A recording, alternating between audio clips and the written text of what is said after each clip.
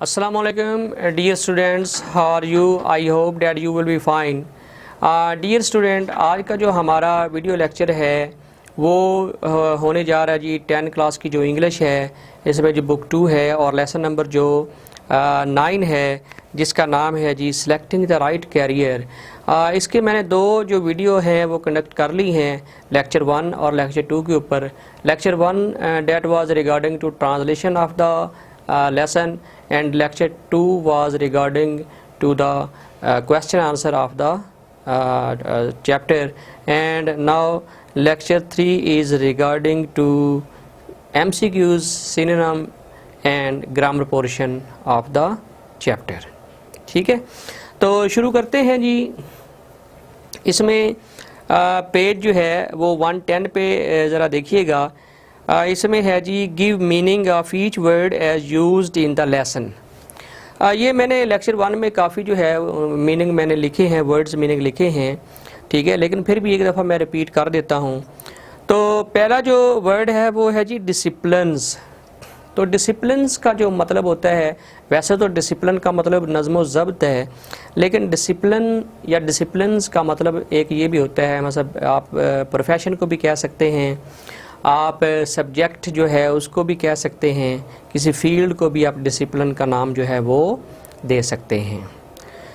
ठीक है जी। तो डिसिप्लिन्स का मतलब यहाँ पे मज़ामीन या प्रोफेशंस यहाँ पे इस लेसन के अंदर लिया गया है।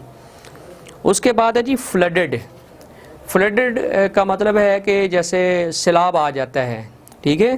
तो इसका जो लेसन में मतलब ये बना है कि many degree holders flooded towards market. Flooded towards market का मतलब है दे रश्ड टूवर्ड मार्केट। ठीक है जी। अच्छा जी, आगे है स्कोप। स्कोप होता है किसी चीज़ की जो रेंज है, जो वुसअत है, वो होता है। इसके अलावा जो है सिग्निफिकेंस, ये इम्पोर्टेंस, अहमियत, ठीक है। ट्रेंड्स, जो इंक्लिनेशन होती है, जो रुझान होता है, ठीक है ना, जो बेंट ऑफ माइंड होता है, ठीक है, या जो माशरे में एक रुझान पाया जाता है उसको ट्रेंड्स कहते हैं। पाथवे जो होता है वो होता है वे, रास्ता, ठीक है।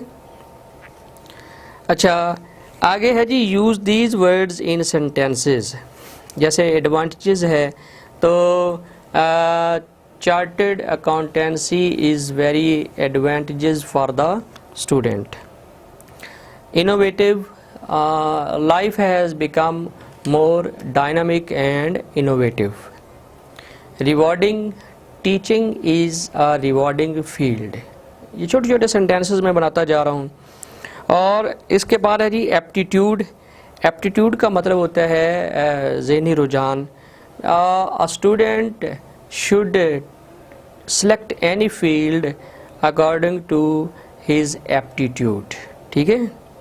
consideration, we should also focus on our considerations while choosing a career। ठीक हो गया जी। अच्छा जी, आगे है डी वाला। इसका जो पोर्शन है वो है जी give a name to each of the following persons. ये हम डी वाला करने जा रहे हैं।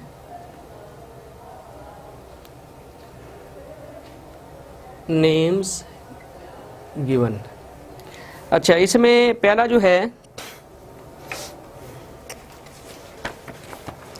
वो है जी नंबर 1। ये टोटल हैं 7। 1 2 3 4 5 6 7, ये मैंने नंबरिंग कर ली है। अच्छा, उसके बाद है जी इसको जो स्टेटमेंट लिखी उसके मुताबिक वो एक नाम जो है वो देना पड़ता है।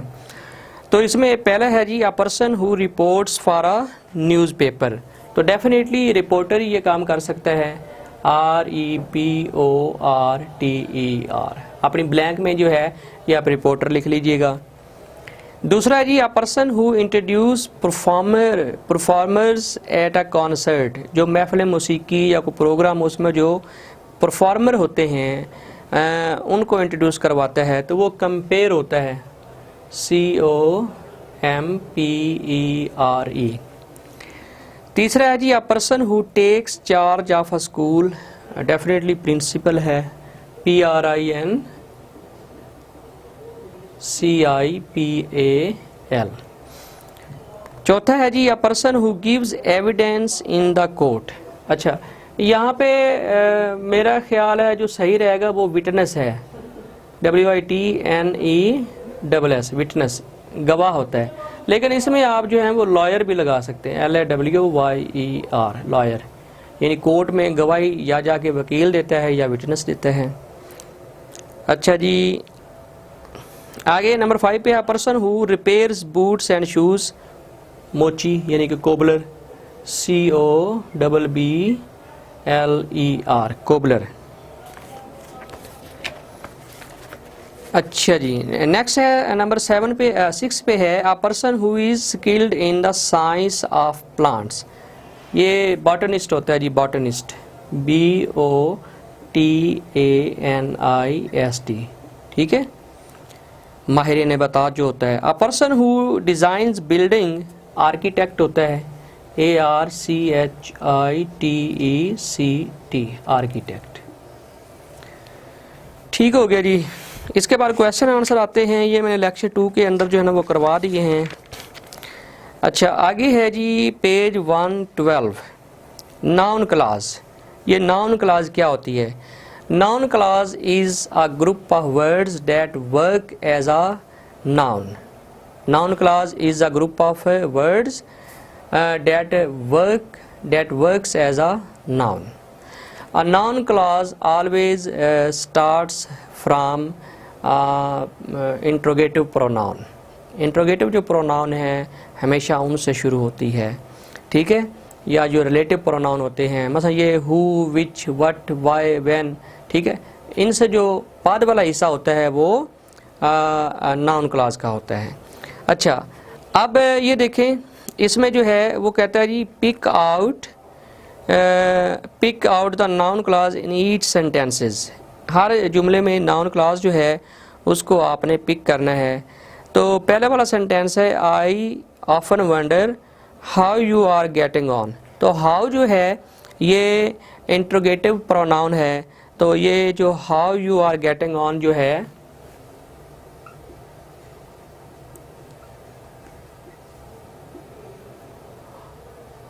How you are getting on, ये क्या है जी? ये सारी नाउन क्लास है, ठीक है। अच्छा, दूसरा है she reply that she would come, that she would come. That जो है वो इंट्रोगेटिव प्रोनाउन है, तो डैट शी वुड कम ये नाउन क्लास है, डैट शी वुड कम। ठीक हो गया जी। ये सारी मैं नाउन क्लास जो है वो लिखता जा रहा हूँ, बाकी जो पहले वाला सेंटेंस है वो मैं नहीं लिख रहा, नाउन क्लास को लिखता जा रहा हूँ। तीसरा है जी, I want to see what had happened. तो वट जो है वो इंट्रोगेटिव प्रोनाउन है, तो what had happened, what had happened, ठीक है। अब इसमें जो चौथा है वो है जी, he noticed that the clock had stopped, he noticed that, that के बाद वाला जो सेंटेंस है वो नाउन क्लास है, that the clock had stopped। ठीक हो गया जी। अच्छा, लास्ट पे है नंबर 5 पे है, he could not decide whom। whom जो है वो इंट्रोगेटिव प्रोनाउन है, whom he should address first, whom she should address first।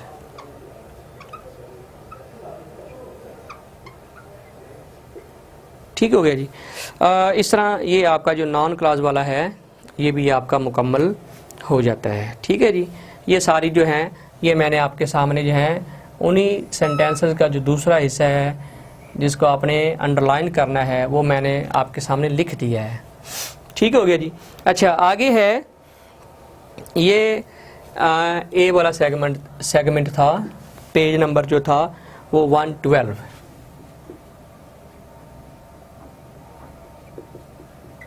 Okay हो गया। अच्छा, अब इसका जो है ये वो है आगे बी वाला सेगमेंट। वो कहता है जी कि rewrite each sentence changing the noun clause into a noun phrase introduced by an infinity. ठीक है, इन्फिनिटी से, जो मस्तर से शुरू हो रही हो, आपने नाउन क्लॉज को नाउन फ्रेज में कन्वर्ट करना है। मसलन ये पहला सेंटेंस है जी, they want him that he should not deceive him, that he should not deceive him. अब इसमें इन्फिनिटी लगाना है, इन्फिनिटी। ठीक है, to, they want him that he should not deceive him, इसको हम चेंज करके लिखेंगे not to deceive them, not to deceive them. तो नंबर 1 में आ जाएगा नॉट टू डिसीव देम। अब ये नाउन क्लॉज की जगह हमने नाउन फ्रेज लगा रही है, क्यों? और ये देखिए उसकी रिक्वायरमेंट जो है, जो इन्फिनिटी से स्टार्ट हो रहा है, वो भी हमने इन्फिनिटी भी इसके अंदर जो है वो लगा दिया है। नंबर 2 पे है they want him that, we discuss how we could improve matters, how we could improve matter, how to improve. ठीक है ना, how to improve, how to improve matters. ठीक है, तो हाउ टू इम्प्रूव मैटर्स जो है ये नाउन फ्रेज हो गया है। नंबर 3 जो है उसमें देखें, she learned how she should use the machine, she learned how to use the machine, how to, ये हाउ टू क्या है, इन्फिनिटी आ गया, infinity, how to use the machine. Number 4 जो है वो है the child did not know how he can reach home, कि वो जानता नहीं था कि घर कैसे जाए। How to reach home, how to, ये नाउन फ्रेज हम करते जा रहे हैं, हाउ टू रीच होम। और लास्ट पे है वो जो है नंबर 5 है वो है the class discussed what they should make for the fun fair, what to make for the fun fair, what to make for the fun fair, कि फन फेयर के लिए क्या तैयार करना चाहिए। इस तरह डियर स्टूडेंट आपका ये जो है ये सेगमेंट जो है नाउन क्लास, और नीचे नाउन क्लास को हमने नाउन फ्रेज में चेंज किया है, तो ये आपका जो है वो क्लियर हो जाता है। अच्छा जी, उसके बाद है वो पेज जो है 113 पे आ जाए ज़रा।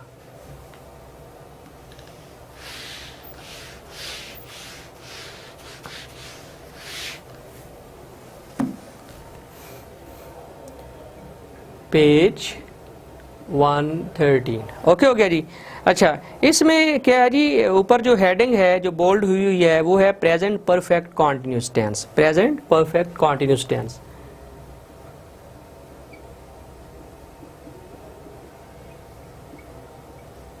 Perfect continuous tense. अच्छा, इसमें जो है डियर स्टूडेंट, इसमें हम मैं आपको मोटा मोटा इसका जो है वो रूल बता देता हूँ कि इसमें हैज़ बीन, हैव बीन और प्रेजेंट पार्टिसिपल यूज़ होता है। हैज़ बीन और हैव बीन और साथ फर्स्ट फॉर्म आईएनजी, इसको हम प्रेजेंट पार्टिसिपल कहते हैं, वो यूज़ होता है। और टाइम स्पेसिफिकेशन के लिए आपने सिंस और फॉर लगाना है। ठीक हो गया जी। अच्छा, has been, have been present participle और टाइम स्पेसिफिकेशन के लिए सिंस और फॉर। अच्छा, सिंस और फॉर लगाने में स्टूडेंट जो है वो बड़े कंफ्यूज होते हैं। तो इसका मैं एक आपको थोड़ा सा हिंट देता हूँ, एक रूल थोड़ा सा बताता हूँ जो कि 95% तक जो है वो अप्लाई होता है इसके ऊपर। कुछ सेंटेंसेस ऐसे हैं जिनके ऊपर अप्लाई नहीं भी होता, लेकिन 95 मैक्सिमम जो है वो अप्लाई होता है। अच्छा, इसमें दो चीज़ें देखा करें, एक पीरियड ऑफ टाइम और एक पॉइंट ऑफ टाइम।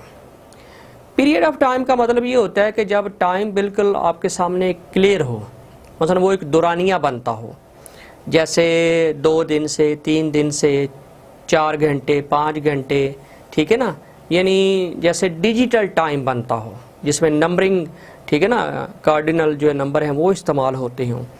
तो अगर इस तरह की सेंस बने तो इसको हम कहते हैं पीरियड ऑफ टाइम।